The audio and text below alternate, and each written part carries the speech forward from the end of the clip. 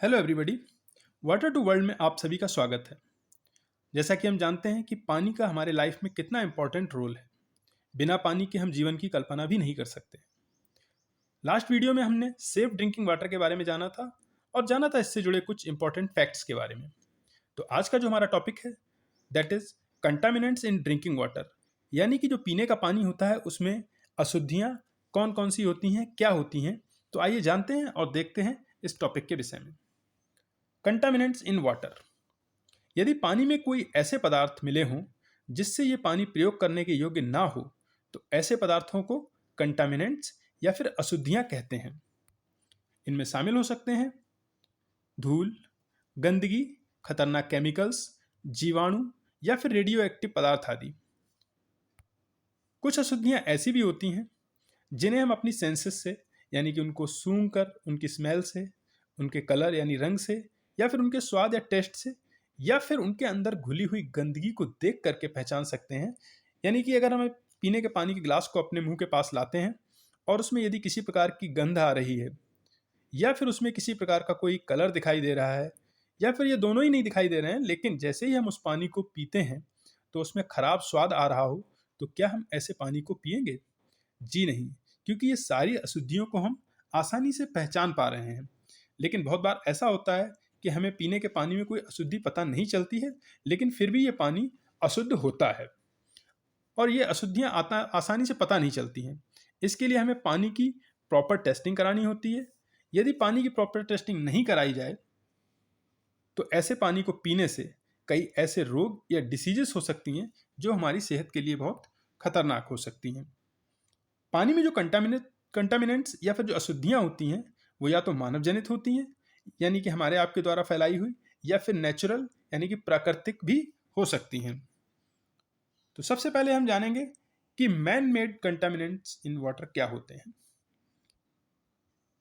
तो पानी में कुछ ऐसे माइक्रो ऑर्गेनिज्म या फिर ऐसे जीवाणु जिनको बोलते हैं हो सकते हैं, जैसे कि बैक्टीरिया, वायरस या फिर परजीवी जिसको पैरासाइट्स भी कहते हैं। और ये माइक्रो ऑर्गेनिज्म पैदा होते हैं इंसानों या जानवरों द्वारा फैलाई गई गंदगी से।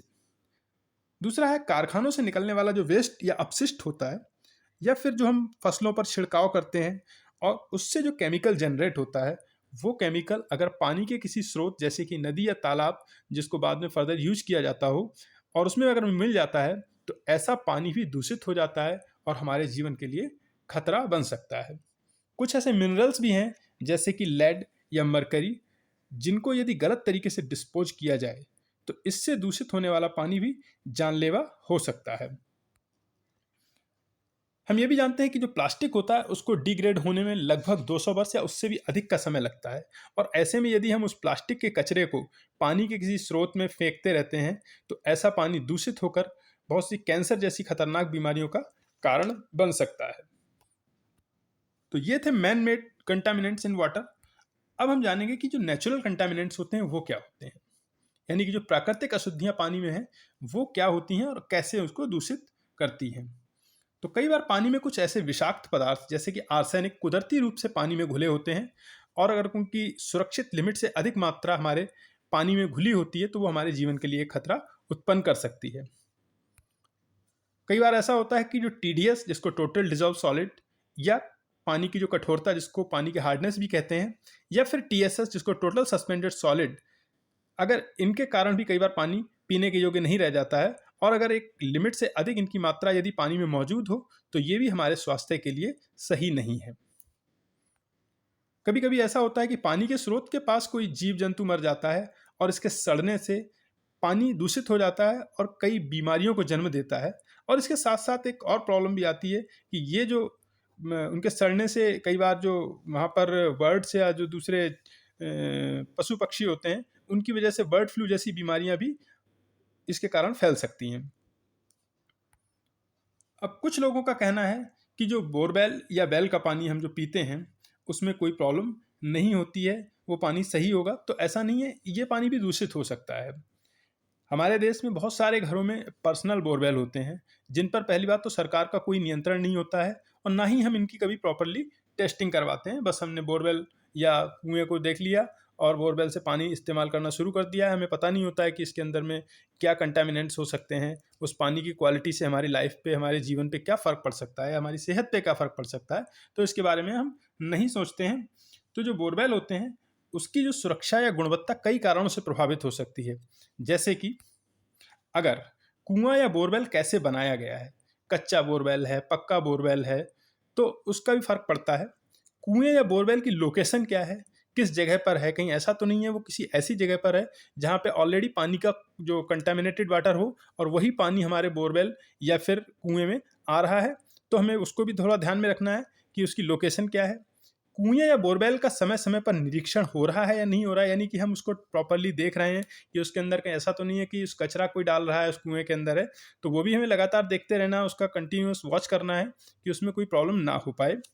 या फिर कई बार ऐसा होता है कि जिस जगह पर हमारा ये कुआं या बोरवेल होता है वहाँ पर कोई ऐसी एक्टिविटी चालू हो गई हो या हो रही हो जिससे पानी की क्वालिटी प्रभावित हो सकती है। तो इन सब से बचने का एक अच्छा तरीका है कि जो कुएं या बोरवेल का पानी है वो पीने के योग्य है या नहीं है। इसके लिए हमें क्या करना चाहिए कि टाइम टू टाइम उसकी टेस्टिंग कराते रहना चाहिए, सो दैट कि हमको पता चलता रहे कि हाँ, इस पानी में जो क्वालिटी हमको मिल रही है वो हमारे योग्य प्रयोग करने के योग्य है या फिर नहीं है।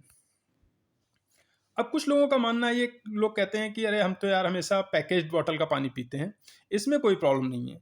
लेकिन मैं फिर आपको बताना चाहता हूँ कि इसमें भी आपको सावधान रहने की आवश्यकता है। क्यों?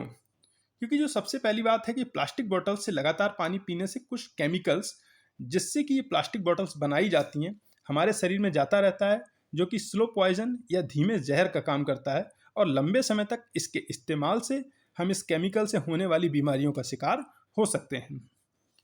दूसरी बात यह है कि प्लास्टिक बॉटल्स आसानी से डिग्रेड नहीं होती हैं, यानी कि प्राकृतिक तौर से अपने आप नष्ट नहीं होती हैं, तो ये वातावरण को भी प्रदूषित करती रहती हैं।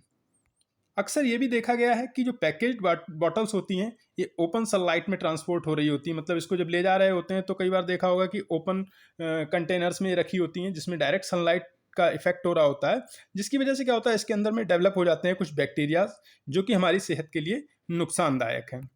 और भी एक बहुत ज़रूरी बात है जो कि कॉमन बात है, वो ये है कि बहुत सारे लोगों को पैकेज बॉटल्स खरीदते समय उनके ऊपर एफएसएसआई या फिर आईएसआई मार्क नहीं देखते हैं, और ये भी स्वास्थ्य की दृष्टि से उचित नहीं है। इसलिए जब भी पैकेज ड्रिंकिंग वाटर खरीदें तो पहली चीज़ तो अच्छे ब्रांड का खरीदें और जांच लें कि उसके ऊपर FSSAI यानी कि food safety standard authority of India और आईएसआई का लेवल है या नहीं है, उसका उसके ऊपर होना आवश्यक है।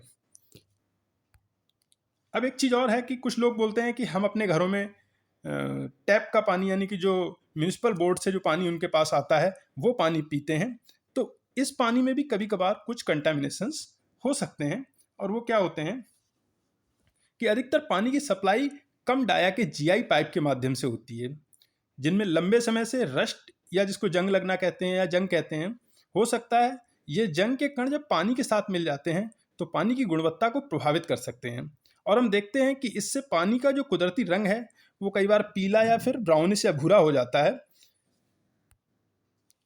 जब पाइप्स में कोरोजन या जंग लग जाता है तो जो प्रॉब्लम आती है वह है लेड लीच आउट, यानी कि पानी में इन कोरोजन पार्टिकल्स के साथ साथ लेड भी बाहर आ जाता है और पानी में घुल जाता है, जो कि पीने के पानी को असुरक्षित बनाता है। इससे बचने का एक बड़ा अच्छा तरीका है कि जब भी आप टैप से पानी को लें तो पानी को लगभग 1 मिनट तक ऐसे ही बहने दें, उसके बाद में जो पानी आ रहा है उस पानी को यूज करें या इस्तेमाल करें। तो ये थी जानकारी पानी में उपस्थित कुछ अशुद्धियों की, जिसकी जानकारी हम सभी को होना आवश्यक है, जिससे जल ही जीवन है के स्थान पर जल ही जीवन के लिए हानिकारक जैसा ना हो जाए। तो मैं आशा करता हूँ कि आपको ये जानकारी अच्छी लगी होगी। ऐसे ही इंटरेस्टिंग इन्फॉर्मेशंस के लिए बने रहिए हमारे साथ, और यदि आपको ये वीडियो पसंद आए तो लाइक, शेयर और सब्सक्राइब अवश्य करें। Thank you to be in water to world.